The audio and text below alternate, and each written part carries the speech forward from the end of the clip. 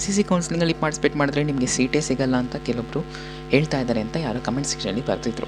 So ಇದು ನಿಜಾನ ಸುಳ್ಳ, ಎಷ್ಟರ ಮಟ್ಟಿಗೆ ಇದು ನಿಜ, ಎಷ್ಟರ ಮಟ್ಟಿಗೆ ಸುಳ್ಳು, ನಿಜ ಆಗಿದ್ರೆ ಸುಳ್ಳು ಆಗಿದ್ರೆ, ಸೊ ಅದನ್ನು ಈ ವಿಡಿಯೋದಲ್ಲಿ ಕಂಪ್ಲೀಟಾಗಿ ನೋಡೋಣ. ನೋಡಿ, ಫಸ್ಟ್ ಆಫ್ ಆಲ್ ಈ ರೀತಿ ರೂಮರ್ಸ್ ಎಲ್ಲ ಯಾರು ಹೇಳ್ತಾರಲ್ಲ, ಅದನ್ನು ಫಸ್ಟ್ ನೀವು ನಂಬೋದಕ್ಕಿಂತ ಮುಂಚೆ ನೀವು ಅಫಿಷಿಯಲಾಗಿ ಎಲ್ಲಾದರೂ ರಿಲೀಸ್ ಆಗಿದೆ ಅಂತ ಹೇಳಿ ಫಸ್ಟ್ ಅದನ್ನು ನೀವು ನೋಡಬೇಕು, ಓಕೆನಾ. ಸೊ ಈ ಥರ ಅರ್ಥಂಬರ್ಧ ವಿಷಯಗಳನ್ನು ತಿಳ್ಕೊಂಡು ಮಾತಾಡುತ್ತೆ ನೋಡಿ, ಅಂಥವ್ರ ಜೊತೆ actually they are the dangerous person, okay, most dangerous person ಅಂದರೆ. ಸೊ ದಯವಿಟ್ಟು ಅದನ್ನು ನೀವು ತಲೆ ಕೆಡಿಸ್ಕೊಳ್ಬೇಡಿ, ಅದನ್ನು ಫಸ್ಟ್ ಹೇಳ್ತಾ ಇದ್ದೀನಿ, ಓಕೆನಾ. ಯಾಕಂದರೆ ಈ ಥರ MCCಯಲ್ಲಿ ಪಾರ್ಟಿಸಿಪೇಟ್ ಮಾಡಬಾರ್ದು, ಮಾಡೋಕ್ಕಾಗಲ್ಲ ಅಂತ ಹೇಳಿ ಕೆಲವೊಬ್ಬರು ರೂಮರ್ಸ್ನ ಸ್ಪ್ರೆಡ್ ಮಾಡ್ತಾರೆ, ಓಕೆನಾ. ಅದನ್ನೆಲ್ಲ ನೀವು ತಲೆ ಕೆಡಿಸ್ಕೊಬೇಡಿ. ಆ್ಯಕ್ಚುಯಲ್ ಫ್ಯಾಕ್ಟ್ ಏನಿದೆಯೋ ನಾನು ಅದನ್ನು ಈಗ ಹೇಳ್ತೀನಿ.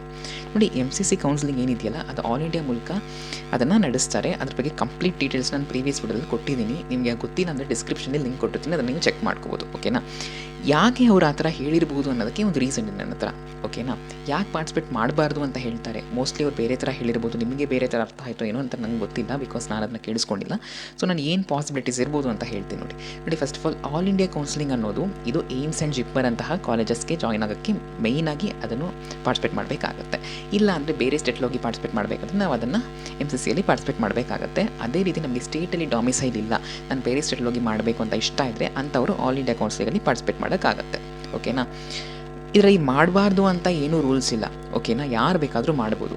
ಯಾಕೆ ಮಾಡಬಾರ್ದು ಅಂದರೆ ಅಲ್ಲಿ ಸೀಟ್ ಸಿಗೋದು ಸ್ವಲ್ಪ ಕಷ್ಟ. ಯಾಕೆ ಕಷ್ಟ? ನಿಮಗೆ ಸೀಟ್ ಕೊಡಲ್ವಾ, ನಿಮ್ಮ ಕ್ಯಾಸ್ಟಿಗೆ ಕೊಡಲ್ವಾ ಅಂತ ಏನೂ ಇಲ್ಲ. ಅಲ್ಲಿ ಮೆರಿಟೋರಿಯಸ್ ಸ್ಟೂಡೆಂಟ್ಸ್ ಸೀಟ್ನ ತೊಗೊಳ್ಳೋಕ್ಕೆ ಆಲ್ರೆಡಿ ರಿಜಿಸ್ಟರ್ ಮಾಡಿರ್ತಾರೆ. ನೋಡಿ, ಈಗ ನೀವು ಸ್ಟೇಟ್ ಕೌನ್ಸಿಲಿಂಗಲ್ಲಿ ತುಂಬ ಅಡ್ವಾಂಟೇಜ್ ಇದೆ ನಿಮಗೆ, ಓಕೆನಾ. ಸ್ಟೇಟ್ ಕೌನ್ಸಿಲಿಂಗ್ನ ಬಿಟ್ಟು ಯಾರೂ ಅಲ್ಲಿಗೆ ಹೋಗೋದಿಲ್ಲ. ಯಾಕೆ ಸ್ಟೇಟ್ ಕೌನ್ಸಿಲಿಂಗಲ್ಲಿ ನಿಮಗೆ ಈಸಿ ಆಗುತ್ತೆ ಅಂದರೆ ನೀವು ಸ್ಟೇಟಲ್ಲಿ ಇರ್ತಕ್ಕಂಥ ಸ್ಟೂಡೆಂಟ್ಸ್ ಮಾತ್ರ ಪಾರ್ಟಿಸಿಪೇಟ್ ಮಾಡ್ತಾರೆ ಅಲ್ಲಿ. ಸೊ ಇಲ್ಲಿ ತುಂಬ ಒಳ್ಳೆ ರ್ಯಾಂಕ್ ತೊಗೊಂಡಿರೋರೆಲ್ಲ ಸ್ವಲ್ಪ ಕಡಿಮೆ ಇರ್ತಾರಲ್ಲ, ಸೊ ಕಂಪೇರ್ ಟು ನ್ಯಾಷನಲ್ ಲೆವೆಲಲ್ಲಿ, ಸೊ ಅದಕ್ಕೆ ಇಲ್ಲಿ ಈಸಿ ಆಗುತ್ತೆ. ಅದೇ ನ್ಯಾಷನಲ್ ಲೆವೆಲ್ ಅಂದರೆ ನಿಮಗೆ ಆಲ್ ಓವರ್ ಇಂಡಿಯಾದಲ್ಲಿ ಪಾರ್ಟಿಸಿಪೇಟ್ ಮಾಡ್ತಾರೆ. ಸೊ ತುಂಬ ಜಾಸ್ತಿ ಮಾರ್ಕ್ಸನ್ನು ಇಟ್ಕೊಂಡು ಪಾರ್ಟಿಸಿಪೇಟ್ ಮಾಡೋದು ಜಾಸ್ತಿ ಇರೋದು ಕಾರಣ ನಿಮಗೆ ಕಡಿಮೆ ಮಾರ್ಕ್ ಇದ್ದರೆ ನಿಮಗೆ ಅಲ್ಲಿ ಸೀಟ್ ಸಿಗುವಂತಹ ಸಾಧ್ಯತೆಗಳು ತುಂಬ ಕಡಿಮೆ ಇರುತ್ತೆ. For example Bangalore medical college, ಯಾವುದೇ ಮೆಡಿಕಲ್ ಕಾಲೇಜ್ದಾಗ ತೊಗೊಳ್ಳಿ, ಗೌರ್ಮೆಂಟ್ ಮೆಡಿಕಲ್ ಕಾಲೇಜಸ್, ಇಲ್ಲೆಲ್ಲ ಕಟ್ ಆಫ್ ಅನ್ನೋದು 25,000 ಆಲ್ ಇಂಡಿಯಾ ರ್ಯಾಂಕ್ ಅಷ್ಟರಲ್ಲಿ ಮುಗಿದೋಗುತ್ತೆ most of the cases for general merit OBC ಅಂತ ಹೇಳ್ತಾ ಇದ್ದೀನಿ. SC ST ಅವರಿಗೆ ಸ್ವಲ್ಪ ಜಾಸ್ತಿನೂ ಹೋಗ್ಬೋದು, ಓಕೆನಾ. ಸೊ ಈ ಕಾರಣಕ್ಕೋಸ್ಕರನೇ ಆಲ್ ಇಂಡಿಯಾ ಕೌನ್ಸಿಲಿಂಗಲ್ಲಿ ಪಾರ್ಟಿಸಿಪೇಟ್ ಮಾಡಬಾರ್ದು ಅಂತ ಹೇಳ್ತಾರೆ. ಯಾಕಂದರೆ ನೀವು ಅಲ್ಲಿ ರಿಜಿಸ್ಟ್ರೇಷನ್ ಮಾಡೋಕ್ಕೆ ಹಣ ಕಟ್ಟಬೇಕಾಗತ್ತೆ. ಸೊ ಆ ದುಡ್ಡೆಲ್ಲ ವೇಸ್ಟ್ ಆಗುತ್ತಲ್ವ.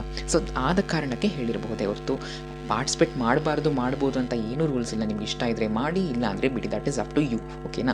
ಬಟ್ ಮಾಡಲೇಬಾರ್ದು ಅಂತ ಎಲ್ಲೂ ಹೇಳಿಲ್ಲ, ಯಾರೂ ಹೇಳೋದಿಲ್ಲ, ಓಕೆನಾ. That is completely up to you. ಈ ಲಾಸ್ಟ್ ಇಯರ್ ಕಟ್ ಆಫ್ ಟ್ರೆಂಡ್ಸ್ನ ನೋಡ್ಬೋದು. ಆಲ್ ಇಂಡಿಯಾ ಕೌನ್ಸಿಲಿಂಗಲ್ಲಿ ಎಷ್ಟುವರೆಗೂ ನಿಮಗೆ ಸೀಟ್ ಸಿಗುತ್ತೆ ಅಂತ ಹೇಳಿ ನೀವು ಯೋಚನೆ ಮಾಡ್ಕೊಂಡು ನಿಮ್ಮ ಕ್ಯಾಟಗರಿಯಲ್ಲಿದ್ದರೆ definitely you can afford the seats. So state counselling is advantages. ನಿಮಗೆ ಡೊಮಿಸೈಲ್ ಸರ್ಟಿಫಿಕೇಟ್ ನಿಮ್ಮ ಕರ್ನಾಟಕದಲ್ಲಿ ಇದ್ದರೆ definitely you can claim through state quota, ನಿಮಗೆ ಒಳ್ಳೆ ಕಾಲೇಜಸ್ ಸಿಗುತ್ತೆ, ಓಕೆನಾ. ಸೊ ಇಷ್ಟನ್ನ ಹೇಳ್ತಾ ನಾನು ಈ ವಿಡಿಯೋನ ಮುಗಿಸ್ತಾ ಇದ್ದೀನಿ. ನಿಮಗೆ ಈ ವಿಡಿಯೋ ಯೂಸ್ಫುಲ್ ಅನಿಸಿದ್ರೆ ಲೈಕ್ ಮಾಡಿ, ಶೇರ್ ಮಾಡಿ ಮತ್ತು ಕಮೆಂಟ್ ಮಾಡಿ. ಚಾನಲ್ಗೆ ಸಬ್ಸ್ಕ್ರೈಬ್ ಮಾಡ್ಕೊಳ್ಳಿ. ನಿಮಗೆ ಏನಾದರೂ ಡೌಟ್ಸ್ ಇದ್ದರೆ ಕಮೆಂಟ್ ಸೆಕ್ಷನ್ ತಿಳಿಸಿ, so I can clear your doubts. Thank you.